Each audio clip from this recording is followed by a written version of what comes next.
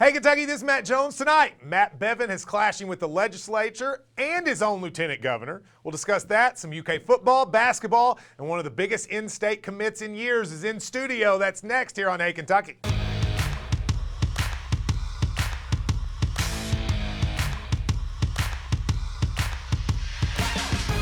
Welcome everybody to Hey Kentucky, presented by Wendy's. Chip Cosby is my co-host tonight. I am UK super fan Matt Jones. How are you? You fanboy, you. How you doing today? I'm doing great. Good to see you. Let's Thanks. get started. The back and forth continues between Governor Matt Bevin and the Republican-controlled Kentucky legislature over whether there will be a special session for the pension. Bevin says now it's the General Assembly's responsibility to provide the votes needed to pass his bill that would offer relief to quasi-governmental agencies from the new crushing pension costs that will come July 1st. Lawmakers came up with another version of the bill, but sources tell Hey Kentucky Matt Bevin is not compromising. Since his veto on it earlier, the governor has been trading barbs with Republican leaders over a special session. And as the time of this taping, there are doubts whether or not it will even occur before the massive amounts of payments start on July 1st that could cripple some governmental agencies. Chip, what do you make of it? And to me, this is another sign of a lack of leadership by Matt Bevin. Your people are counting on you to step up and get this done, and it's like he's trying to pass the buck. Like he doesn't want, I don't know what his motive is, but he doesn't seem in any hurry to push this thing along. And this is a big deal. There are a lot of lives that are going to be affected by this. On July 1st, the bill they passed screwed this up before. So on July 1st, if somebody doesn't do something, some of these government agencies are going to go bankrupt. Yeah. And they don't, and this is fixable. And the problem is that Matt Bevin will not compromise. He will not compromise with his own Republican this isn't a bunch of Democrats. Right, these are your people. These are Republicans. Yes. And he is so stubborn he won't compromise. And who's going to suffer? The people of this state come July 1st. It's amazing to me. He's just not really recognizing what's going on. It's clear. I give credit, by the way, the Republican legislature for standing up for the people. Now it appears the relationship between Matt Bevin and his lieutenant governor is getting worse. Janine Hampton sent out a tweet asking Kentuckians for prayers against, quote, dark forces that have come after her after another member of her staff was fired. Deputy Chief Adrian Southworth has been with Hampton since 2015 on an $81,000 salary. But on Facebook, Southworth's husband posted, "I can't stand Governor Bevin, and the day has finally come I can say whatever I want about him. Oh, this is going to be fun. Stay tuned." Now, of course, Bevin did not pick Janine Hampton to run with him again, picking Alvarado. So now Bevin is fighting with the Republican legislature, Chip, and his own lieutenant governor. And this sounds like this could get pretty ugly. I mean, I don't know what happened, but it sounds like from the husband, we're going to find out. And I'm sure it's probably not going to paint Bevin in a positive light. I think, honestly, the way that Bevin treated his lieutenant governor is shameful. I don't really know much about her. I don't know if she's a good lieutenant governor or not, because the lieutenant governor doesn't really do anything. But he decided not to run with her a second time, and she found out from the media. Right. Like, how rude is that? And he has one by one fired her entire staff. She's down to one person. She has, in an office, she has one person with her. If I'm Janine Hampton, I mean, like, I would be livid with how she's been treated. And when I saw the word dark forces, this is going to be a doozy. I'm anxious to hear what comes out of this. Well, I think coming on a Friday, I think we'll hear more about it soon. Now, Kentucky Congressman Thomas Massie is taking more heat for his move to block disaster aid for several states. We told you earlier this week about how Massie tried to derail an effort to give $19 billion to states that have had storm damage from tornadoes, floods, etc.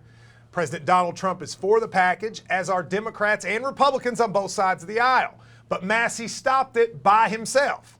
Now, top Democrats are calling him a hypocrite following a review of the fact that Massie asked Trump and Obama on 4 occasions to approve money for his home state and for his own congressional district.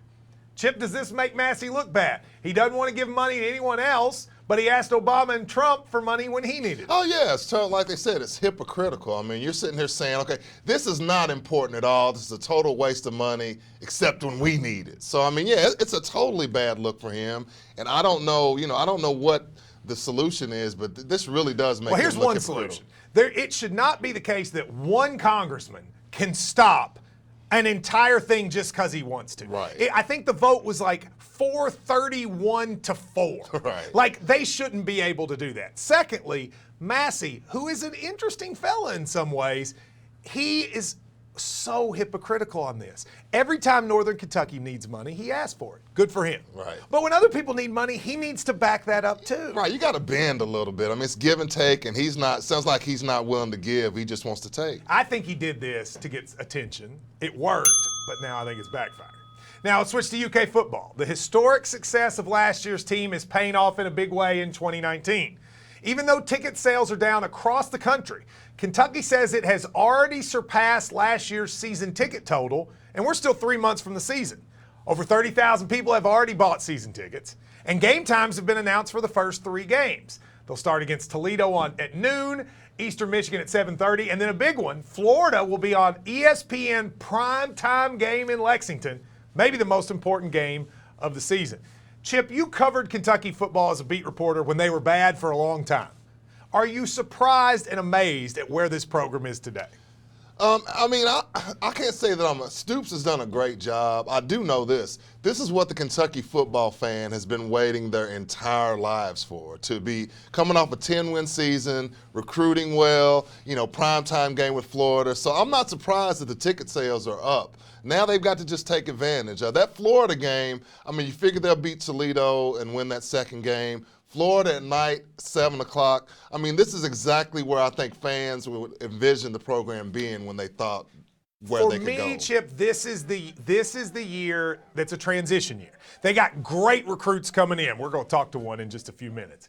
I think starting next year, they have a chance to be really good for a number of years. But this is kind of a transition year. They lost all these guys. Yeah. But the schedule is very favorable.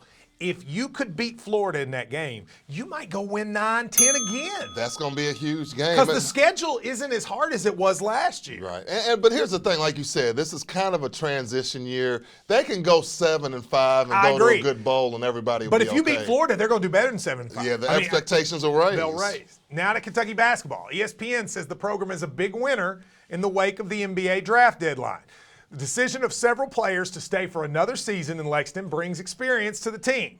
Ashton Hagans, Emmanuel Quickly, E.J. Montgomery, and Nick Richards are all back, and they have added new guys, Tyrese Maxey, Khalil Whitney, Keon Brooks, Johnny Juzang, Dante Allen, and others. Cal also added grad transfer Nate Sestina from Bucknell, and he's still trying to get Kerry Blackshear. Chip, let's assume they don't get Blackshear. Can you win a title with the roster they have right now?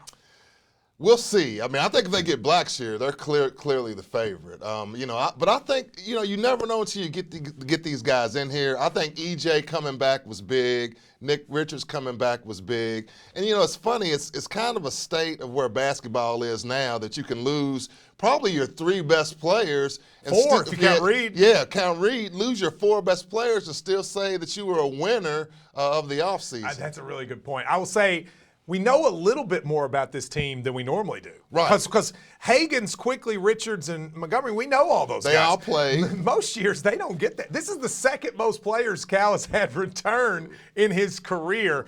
EJ was the big one. Yeah, it was. I think you can win the title now. I don't think you're the favorite, but you could win it. Yeah, if EJ hadn't returned, that's different. If EJ reaches his ceiling of what we think he can be, they'll be a national title threat, no question about it. Yeah, I like this group. I really like the mix. If you get Kerry Blackshear, though, I'm with you. You're the favorite.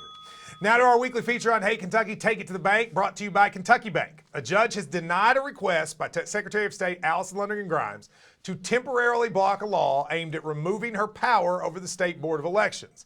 The ruling stems from a lawsuit filed by Grimes, who claims the law infringes on her authority. But the judge said Grimes failed to show the likelihood of irreparable harm, and thus the lawsuit is put aside. That's a headline, by the way, you can take to the bank, Chip. Take it all the way to the bank. All the way. It's contest time on Hey Kentucky. Time to win those tickets again. The Thoroughbred Diesel Throwdown at Lexington's Red Mile Racetrack, where you can take your horse to the old Red Mile Racetrack. Be the 18th caller to 280-1818, and I'll give you 2 tickets to the event. Chip's going to be here, Nancy Cox. They're all answering the phone on June 7th and 8th. If you're the 18th caller tonight, right now, you can win tickets. Everybody's calling every night, so get on the phone now. 859-280-1818 and go to the Red Mile. Up next, commitment in 2020, John Young is coming to Kentucky. He's an offensive lineman for Christian Academy of Louisville. He's one of the highest touted players in America, and he will be sitting with me right after this.